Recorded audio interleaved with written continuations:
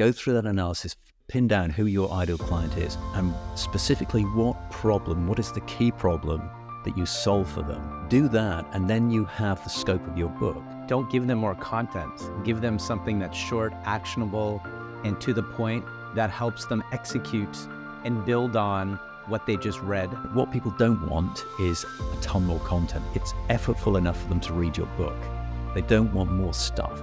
What they want is make it easier, help them remember it, and help them implement it. Start with working smarter, and there will be times when you need to work hard. You actually speak the book. You want to give away at the beginning, you want to reprise that at the end, but you could also have chapter-specific things. And so each chapter could have some component which helps them implement what they've just learned.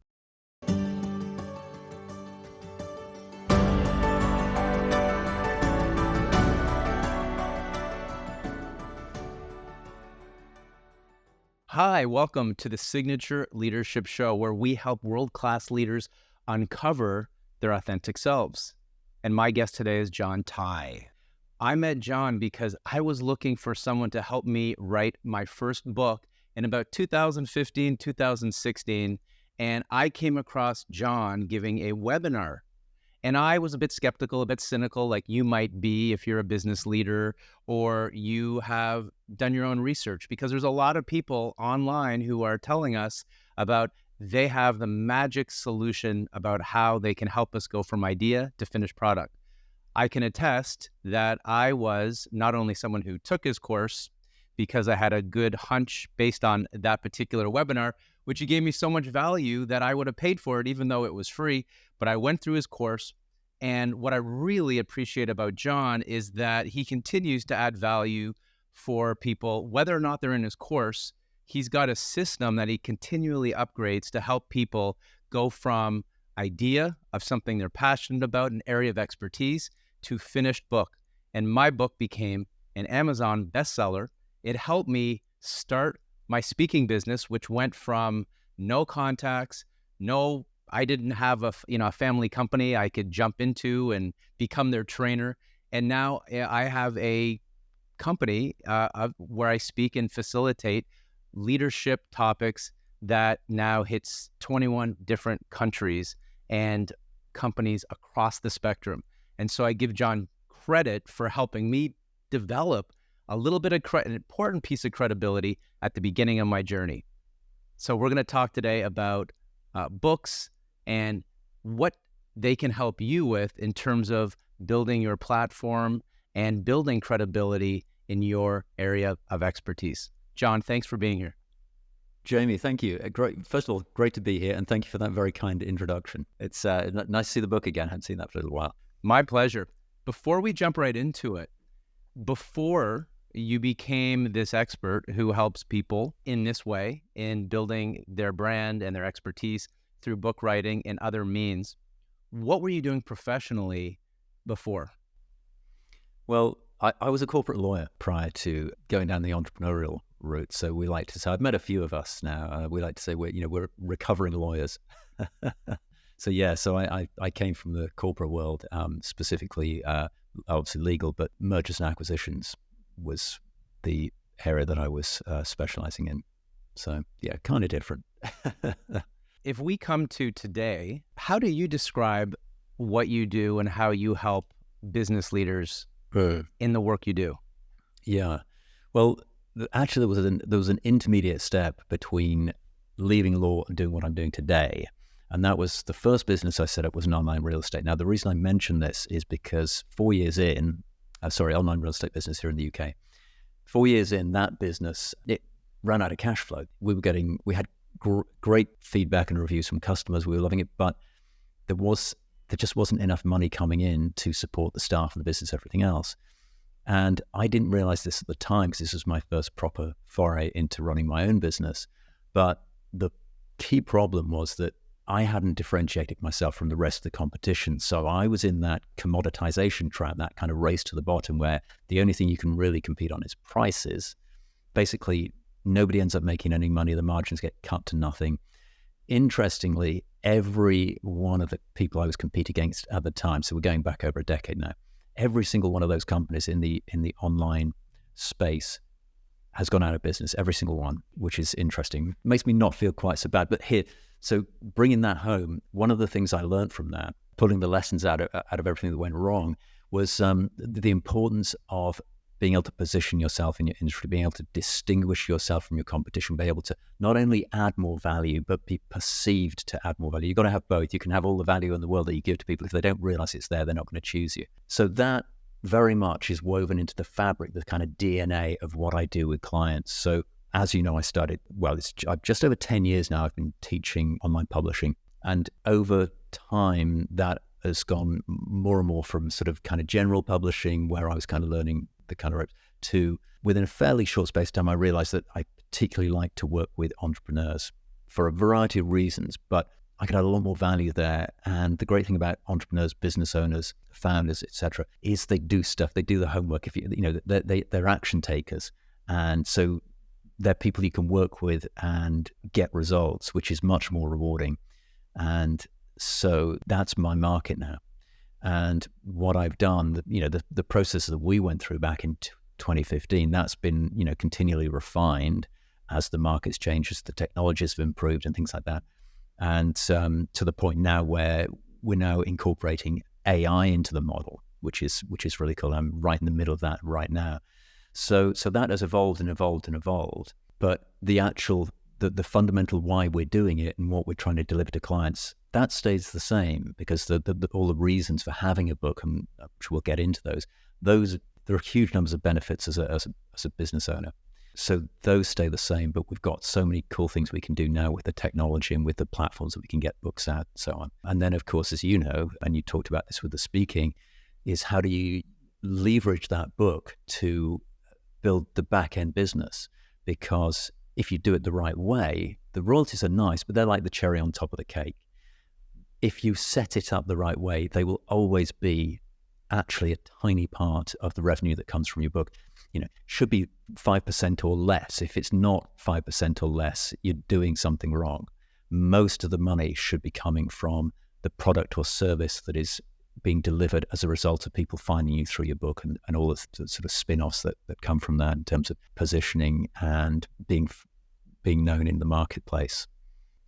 I'd love to go there, but if we could take a step back to something you alluded to. Why write a book today? Mm-hmm. Okay, great question, obviously. So I'll give you the first two reasons. There are a bunch of reasons, but the two key reasons, and again, this goes back to me and my first business and failing because I fell down that commoditization trap without even knowing I was in it, is positioning of you in your industry, in your niche, and lead gen. It is the single best positioning tool. It's the fastest one as well. You could, for example, you might do a podcast and you'll get known for your podcast, but that can take dozens of episodes, maybe hundreds of episodes before you really start getting the traction. Whereas a book, and there's a process for this, you can create a book very, very quickly and get it out and start getting essentially immediate traction, immediate credibility. If you think about it, how many times have we seen somebody introduced on a news program or a current affairs program or some kind of talk program as the author of such and such a book? So they've been chosen by the producer of that show because they're the expert. That's their kind of ticket in.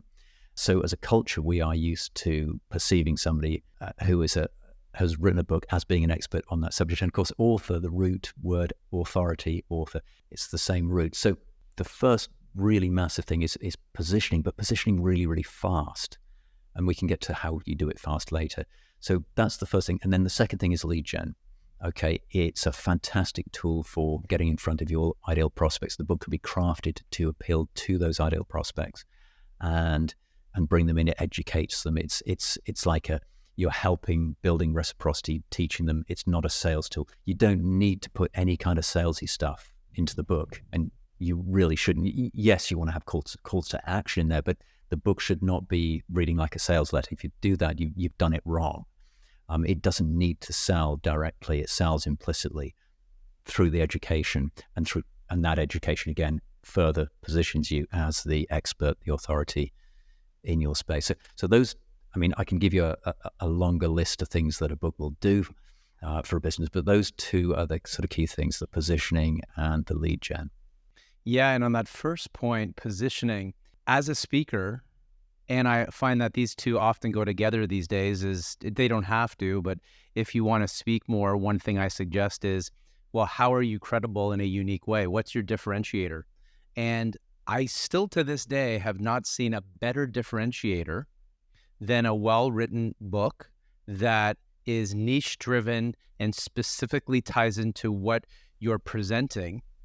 And I mean, Aristotle said that a long time ago. He said, before you get into the content, you have to establish credibility, which is why I introduced you the way I introduced you, which didn't do justice to, you've been featured in major publications and news organizations around the world, if people look at your site after. But part of the credibility was you helped me do the thing, and you've written several books on the topic of helping other people create a book that positions them and helps them directly create leads. So on that front, can we now take a step forward after the why and look at not once you've written the book, can you touch upon that one word you mentioned? Because I know this is where your headspace is based on our chat just before this. You mentioned the word fast. And the reason that I bring this up is even thinking about where I am right now, I am in the process of mapping out my next book. And I have 3 different ideas, more than ideas, things that I have worked through talks over the past 5 years. And so now my biggest challenge is, okay, I have these 3 ideas. I want to just zone in on one of them. And I don't want to take shortcuts. I do want to take the fastest route possible, even though it is a creative process, in order to go from point A to point B, because I don't want to, like I did with my previous book, take about 2 years to write it. 250 pages later, I want a more streamlined, specific, niche-focused book that speaks to business leaders. So can you talk about where you are now as a leader in this space, about helping people create these business books that help people position themselves and create lead gen? How do I do that a little faster than I did in my previous incarnation a few years ago? Yeah. So you mentioned something there which is key to this, which is you've got 3 different ideas. And I'm sure if you put your mind to it, you could probably come up with more. This is a big point, and this ties into the speed thing. Most experts, entrepreneurs, business owners, they've got a ton of knowledge and expertise, and they've probably got enough to write several books. What you don't want to do is to try and put it all in, because the book's going to be way too long. Nobody's ever going to read it, or they're never going to finish it. What you want to do is, touched earlier about figuring out who your ideal customer is, your ideal client. If you know who that person is, and there are processes to go through, sort of 80-20 style analysis to figure out who those people are. Go through that analysis, and I don't think we've got time for that today probably, but go through that analysis, pin down who your ideal client is, and specifically what is the key problem that you solve for them. Do that, and then you have the scope of your book. So instead of having to put in all the different stuff that you know, or all things you could do, or worry about, do I put this in, do I put that in? You have a very clear, narrowly defined scope. There are multiple advantages to this. First of all, it dramatically cuts down the size of your book. It makes the whole project manageable, both in practical terms and in terms of, what's going on in your head. You will have a process for how you help those people. You can turn that, if you haven't already, you can turn that into a proprietary framework, which becomes the framework for your book, but it could also become the framework if you are speaking. It becomes your signature talk, for example. It becomes part of it can be marketing material, it can be stuff on your website, it can be multi-purpose. So by going through that process of figuring out who that ideal client is and what's the sort of thing that you can add a ton of value to them, what's the problem you can solve doing that. And again, to elevate your status and your prices, because if you can do something very specific for those people and do a fantastic job of adding value, and through your book convey the value and increase the perceived value as well as the actual value, now you can start raising your prices at the same time so your margins improve. So there's all of these good things going on sort of simultaneously just by doing that process where you narrow down. Having done that, we can then talk about the actual process of how do you actually get the book. Now you can sit down at the keyboard, or you can get your old school notepad and scribe it out that way. What I recommend to people is that you actually speak the book. Not essential, but this is the quickest way to do it. If you're used to dictating, it's going to be easy. If you're not, I promise you, do it for 3 or 4 minutes and it'll stop feeling weird very, very quickly. There are lots of good softwares. The one that I use at the moment is otter.ai, and it transcribes in real time. It's extremely inexpensive, and you can literally watch your words appearing on the screen. And the way to do it is take that framework, that sort of, and I've got frameworks. Again, we haven't got time to sort of dig into the minutiae of it, but you can imagine you've got a framework for how you're solving it. You can sort of subdivide that into the chapters. You've got your introduction, you've got your calls to action, things like that. But you take the different points and then you break those down into sub-points, and then each sub-point can become you just essentially answering a question or explaining how it works and transcribing that. Now, until recently, what we would have done, or what I would have done with clients, is gone through that process, and then that transcription becomes the first very rough draft. But of course, it's spoken in it. When we speak, as you and I are both doing here, we speak in, we stop, we start, we have run-on sentences, we and we are, and we do all of these things.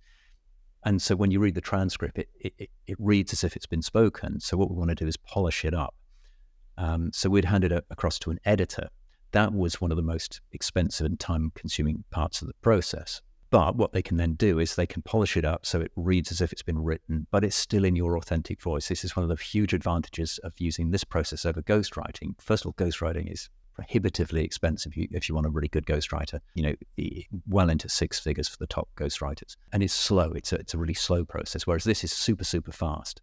You and I are probably talking at about 8,000 to 10,000 words an hour. If you think that a good length for a sort of niche business book might be, say, 30,000 words, you can see that in 4 hours of just answering questions and telling stories, if you've got great stories, they're great for teaching. If you've got case studies, they can be woven in as well. But 4 hours of answering questions, and you've got the first draft of the book. I wouldn't recommend it, but you could if you wanted to do it in one sitting. And then the editor will polish that up for you. And now you have this very specific, very precise thing that solves a key problem for your perfect ideal client and really establishes you because of all the, obviously it's going to establish you as the go-to guy or gal for that particular problem. And just to touch on how that's changing now with AI is there are processes now where you can actually have AI, you can train it to speak in your voice by uploading your own material. And then you can also have the AI edit. So you can still do the spoken thing. I still recommend that. And then you can copy and paste your transcript in the AI. But instead of sending it off to an editor and perhaps spending, $2,000-$3,000 and waiting 3 or 4 weeks to get it back, you can have the AI edit in real time.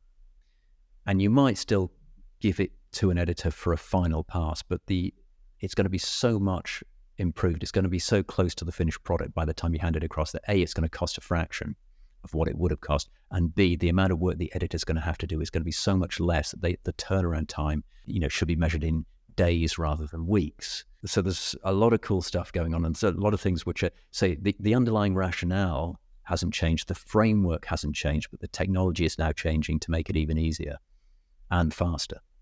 Mm-hmm. I appreciate the value just in this short answer, because what I'm hearing is Otter AI, it's otter.ai, is a tool you can use to speak out a rough draft, which these were points that I was going to ask. You said you could do it in, a day. You could do it in a 4-hour sitting as a way, I think, to beat procrastination, or for someone like me who has several ideas to say, just jump in, start somewhere and take your, 9 chapters, for example. And I was going to say, just, you pick the book, which is, you got three ideas for things, but who's the group that you most want to work with that's most rewarding for you, either personally or financially or both? And yeah, a great way to do it, we're at our best usually when we're sort of fresh in the morning. You could do an hour a day for 4 or 5 days, and at the end of, if you start on the Monday, just close off the calendar, hold all the phone calls, switch off Messenger, have the secretary not disturb you for 1 hour a day for 4 or 5 days, and you've created the material for your book in a week. Yeah, I like that. And even in terms of talking about morning routines, because regardless of what a person's personal life is like, I think all of us, if we don't get something done in the morning, even if you're not a morning person, it's very hard to find time as the day gets going and the obstacles and you're pulled in 100 different directions. So I love that idea of first thing in the morning, which is what I'm an early riser anyways, and I have a pretty disciplined morning routine, although this is the piece that I have struggled with a little bit Sure. as I move back into writing my next book. The other thing I liked was you gave a number. Now I know it's contextual, it depends. I like how you said 30,000 words, because part of my thinking was this book is I think it's about 65,000 words, somewhere in there. And that's not working hard. It's working smart, not just working hard. Because I worked really hard on this book, and I'm proud of it, and I'm really thrilled the way it turned out. But when I look back 7 or 8 years later, I realize that today I don't have to. I need to work hard in sprints as a author of a business book, but it's more important to work smarter. And what I'm hearing from you, John, is start with working smarter. And there will be times when you need to work hard, but if you're an expert in your field, then just go get right to it.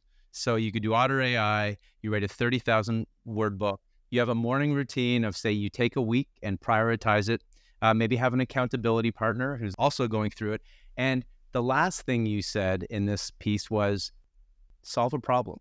What is the number one problem, or what are the series of problems or the sub-problems that this particular audience member who you are targeting to help solve, what are they dealing with? And what has I'm expanding yes and here a little bit, but what is it that they want to solve? They need to solve. There's a sense of urgency where they are having trouble focusing on the rest of their life or their work unless they solve that problem, that level of heightened urgency.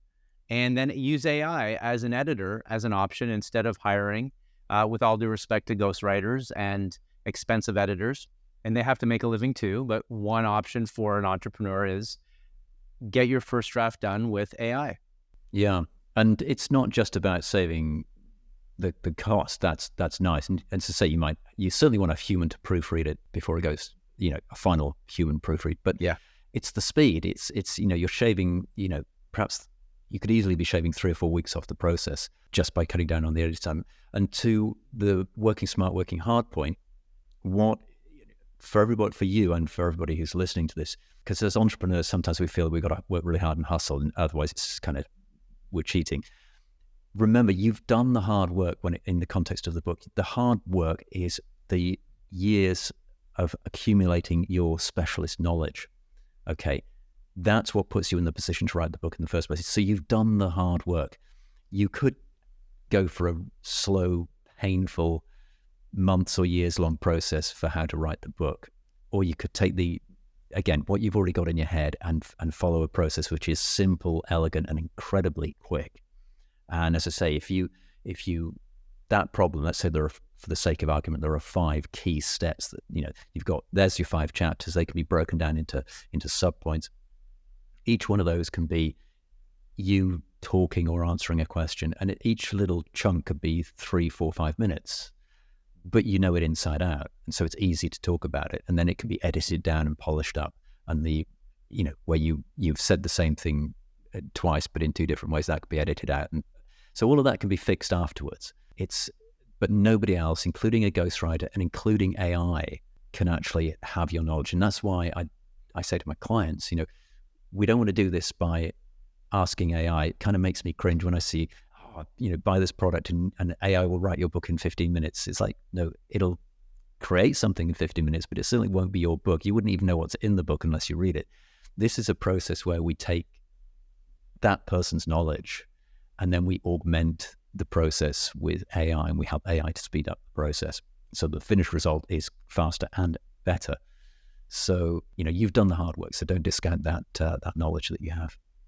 Mm-hmm. And again, this is one of the reasons I always gain so much value speaking with you, is because you have this clarity, this peaceful energy about it will be okay. Just one step at a time. You're going to make it through this. And I felt that now, then I felt it now. Can you talk a little bit about how a business book, once you complete it, and you have a wonderful course I highly recommend that I did then, and you also have a new course coming up that I'm going to ask you about just after this question as we wrap up. I've worked with John, or I've worked on my own, and I've completed my business book that solves a problem for my ideal customer. What can I do to incorporate something you said at the beginning of this conversation, lead gen, into the actual book so that it can become a lead magnet tool or something along those lines? And can you give an example? Yeah, I'll give you a couple of ideas, because I mean, this is a topic we could do a whole weekend seminar just on this. But I'm going to give you sort of two things which I think are the most important things. One is email generation, and then obviously the whole process of following up with people. So you want to have something that you give away in the book. You want to give away at the beginning, you want to reprise that at the end, but you could also have chapter-specific things. And so those each chapter could have some component which helps them implement what they've just learned. So it could be different for each chapter, because you never quite know what's going to resonate with somebody and have them click the button. But those things all go in the same bundle. So if they opt in anywhere, they get all the stuff. So you can have multiple calls to action. And again, it's not salesy. It's just like, here are the actions. Here's the summary of the chapter. Here's your action step or steps for this chapter. Here's a resource which is going to help you do that. Now, we had a little chat about this before we came on air. So I've used my books to generate tens of thousands of email leads now. But you've always got stuff that you can learn. And about a year and a half, maybe 2 years ago, I was watching a presentation by Hal Elrod, who is the author of The Miracle Morning. And one of the most important things I've ever seen. So now I use this to teach other people the lesson that I learned. He was talking about how he was getting 80% opt-in rate from people that had bought his book and gone to the page. Okay, so to be clear, not 80% of people who bought the book, but 80% of the people actually went to the page. And he was talking about this. And he was actually called out at an industry event by a woman who's in the publishing industry. So basically, that's BS. There's no way you're hitting those numbers. So he politely explained and showed her his numbers and showed the back end and everything. Anyway, long story short, I'm like, 80%, wow, okay. At the time I had a page which it had been up for a couple of years and I hadn't touched it, and the conversion rate was about 20%. And I was happy enough with that, but I thought, okay, this sounds pretty compelling what Hal's just said, so I'm going to try something. Now, take a step back here. There's a reason why his page was converting at 80%, and that's because he'd done a really good job of dialing in what his audience wanted. And this is the takeaway for everybody, okay? I'll give you the number first, and then I'll give you what it is that they want. So his audience were converting at 80%, and he was giving them basically cheat sheet type stuff. So he's teaching them all this stuff in the book. He's giving them a cheat sheet on how to basically, first of all, a reminder, and secondly, these are the things you do every morning kind of thing. So just helping people to implement. So it wasn't another book. It wasn't a load of video courses, or, it wasn't more kind of, what people don't want is a ton more content. They've got the book. It's effortful enough for them to read your book. They don't want more stuff. What they want is something that's going to make it easier, help them remember it, and help them implement it. And if you can get it into a single page PDF or a couple of PDFs that they can print off and have on the desk, perfect. So with this in mind, I've been giving away a book. Now, this is a book that I also sell, and it's sold, I think, 15,000 copies. So it's like, there's an actual value to this book beyond just the knowledge inside it. It's sold 15,000 copies. So they're getting an ebook of that. And okay, 20%. I switched the giveaway, which is called 44 Top Resources for Writers. So it was just a resource guide of all the sort of best tools and things that I picked up over 10 years in the publishing space. And it was sort of packaged up as an ebook, but that's what it was. It was a resource guide. I put it on the same page. Obviously, I changed the image and changed the name in the title, but nothing else changed. The audience and the traffic was the same. As I said to you earlier, if I'd have got a boost up to 25 or 30%, I'd have been happy with that. I ended up hitting over 80%. So I hit the same number as Hal had hit with his. And to put that in perspective, that was a 400% increase in conversions from the same exact same traffic source, which is crazy. I would not have believed that was possible unless I had actually done it myself. So I share that with you because, and everybody else who's listening, because it's such a key thing. Give people stuff that will help them implement. So in the business and problem solving context, that's what people want. They don't want tons of stuff to consume. So give them something short, simple, actionable. The second thing is don't be afraid to test different things, especially when you're beginning. You test different things and see which ones get the response.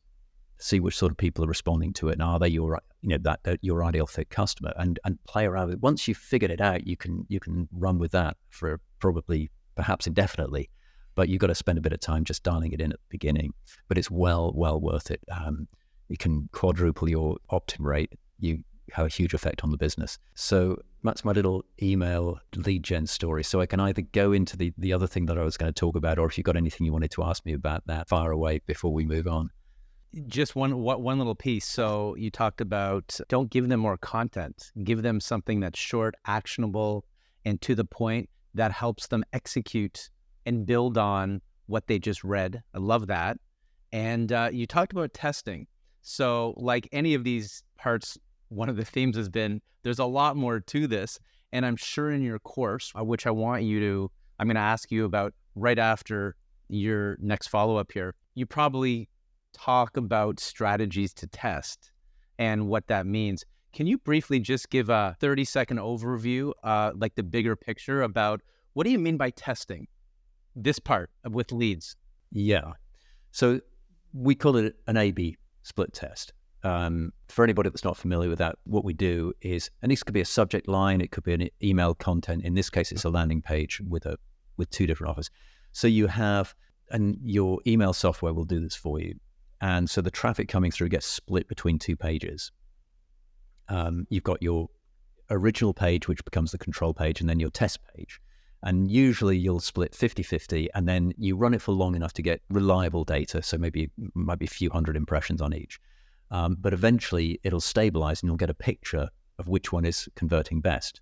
And once you've done that, you can shut down the one that's not converting so well and keep the other one. You could then do the same process again. So the new improved page, that becomes the control. You try a different one. Obviously, this is an iterative process and it can take time to do. It depends. If you've got tons of traffic coming through, you can do it a lot faster. If your traffic's coming through more slowly, it might take you a week, it might take you a month to test each page. So it's going to, that part, how long it takes is a sort of how long is a piece of string question, but that's basically it. You have two versions.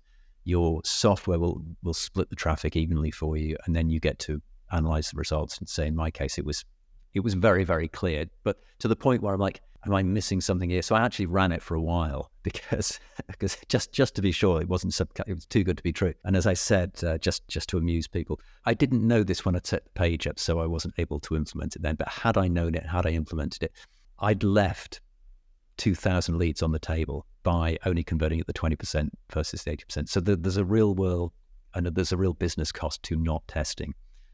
So learn from my mistake, and rather than learning it the hard way yourself.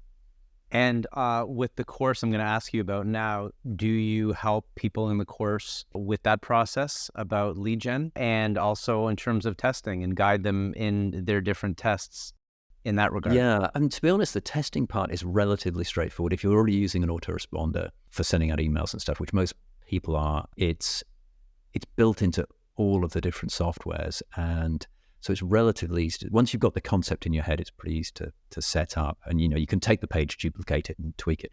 So yeah, that's covered in there. And a key part of all of this, obviously, as we touched on earlier, is having those calls to action in there. So yeah, that is something which is and those two are the key things: that the call to action, the bonus content that you're giving away is sort of lead gen.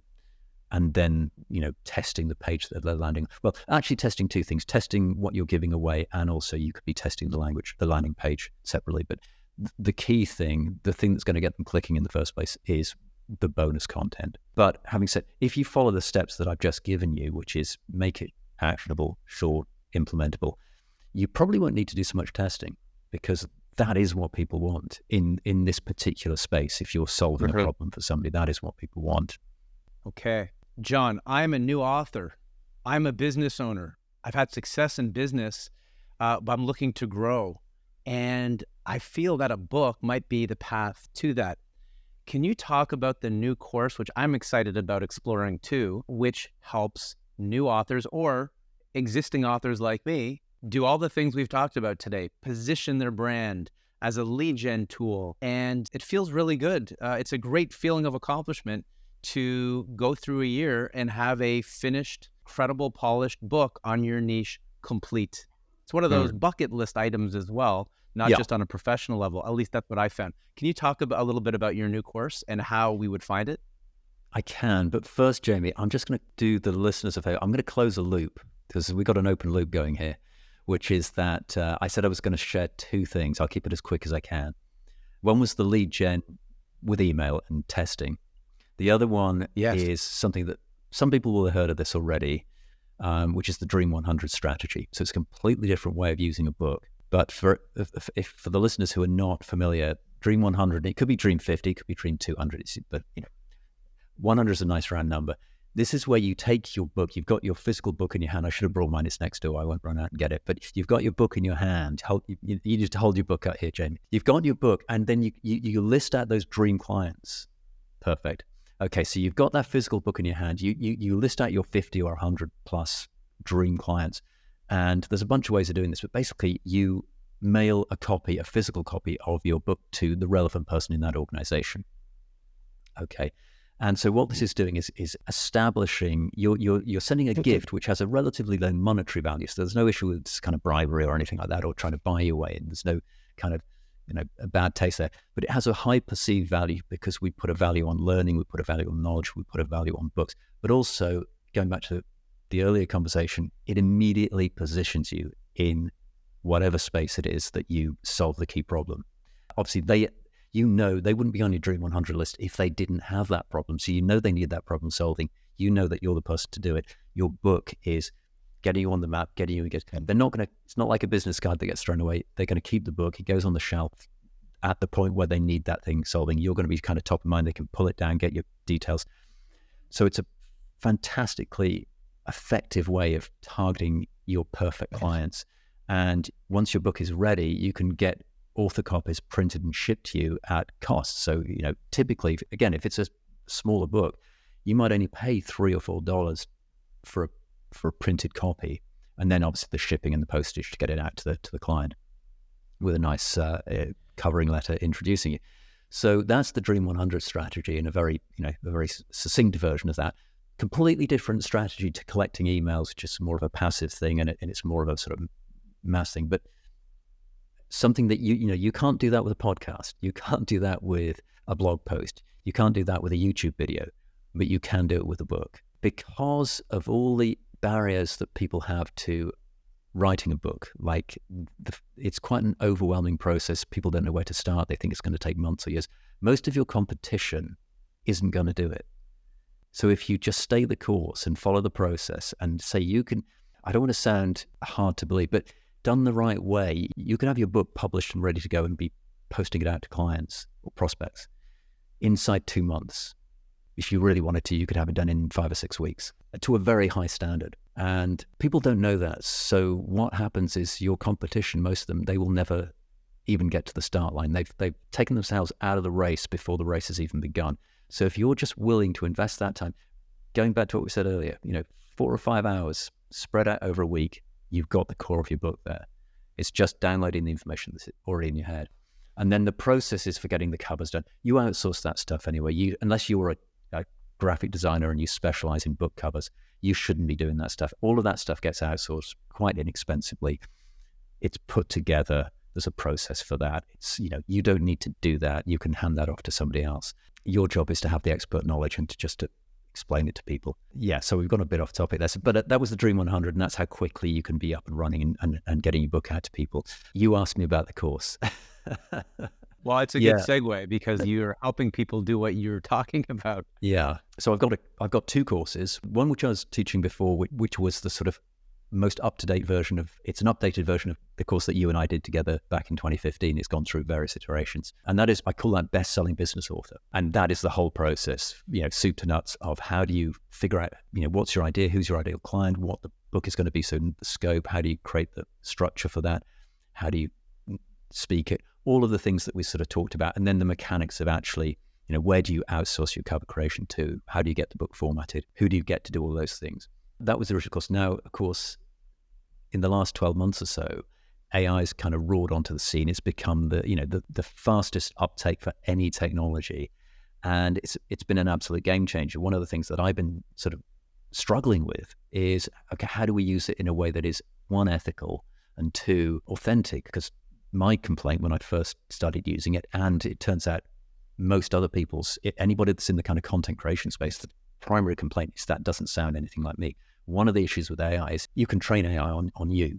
Basically, you can create an avatar which is based on your existing content. But if you don't do that, if you just ask it questions, it will pump stuff out at you. But what it's doing is drawing from the interwebs. And of course, so much of the stuff that's online is either, it's exaggerated, there's hyperbole, and a lot of stuff is sales. It's people trying to sell stuff. That's the cue that the AI is taking. And that's one of the key reasons why when you get stuff back, it's kind of a bit cheesy. It's kind of, you kind of want to cringe. That doesn't sound like me. It sounds really salesy. All of these sort of red flags that put people off. And again, this puts people off starting. So that's a process that I've been going through the last sort of 2 or 3 months in particular, is fine tuning how to square that circle, how to make it so it's your content, your voice, your frameworks, not the AI. So the AI is helping you, not the other way around, and how to do it in your authentic voice. So that is a course which I'm actually literally delivering live right now. We're in the first week of the course. And then what I'm going to do, having taught that, I'm going to meld the two together. So, because as I said earlier when we're talking, the underlying framework for what you want in the book and the rationale, the why is a business book an important thing. That doesn't change. The fact that AI exists makes no difference to that. So that course, Best-Selling Business Author, that framework, that all stays the same. But what we're now going to do is overlay the AI process. It was a quick process anyway. Before AI, you could do it, reasonably comfortably in 3 months, start to finish, with literally no idea and a blank page, as long as you had the expertise in your head. We can do it in half the time now with AI and at a lower cost, because like I said, one of the biggest time consumers in terms of turning stuff around, and the single biggest cost in the whole process, was the editing. Well, now we just go for a very, very light edit at the end and proofread, which takes, should take less than a week and cost you a few $100s instead of a few $1,000s. So that's the course I've actually got, but it will become one. But right now, I'm really focused on just getting the AI component really dialed in. So what is this course called, and where can someone find it after they watch us talking here? Okay, so the best thing to do, because it's not available publicly yet, my first cohort of students, the best thing to do would be to go to crushitwithkindle.com, and you can opt in. You can get that 44 top resources for Writer's Guide on that page. And then when it's being offered the next time, you'll get a notification. And what I can do also is I can maybe give you something which you can put underneath this, that'll link people through, and we'll know that this is where they came from. We can set up a separate list or something to so we can follow those people, follow up anybody that's watching here. Okay, well, as usual, after a conversation with you, I'm a little bit smarter, a little more motivated, and a little more inspired, and I am going to go back into the world of writing books, and John will be my guide. So thank you, John, for taking the time today. I really appreciate the value you brought. And if you want to learn more, then go to crushitwithkindle.com, correct? Yes, crushitwithkindle.com, yeah. And you can find me on Amazon too, obviously. Thank you, Jamie. I really appreciate you having me. Thanks so much.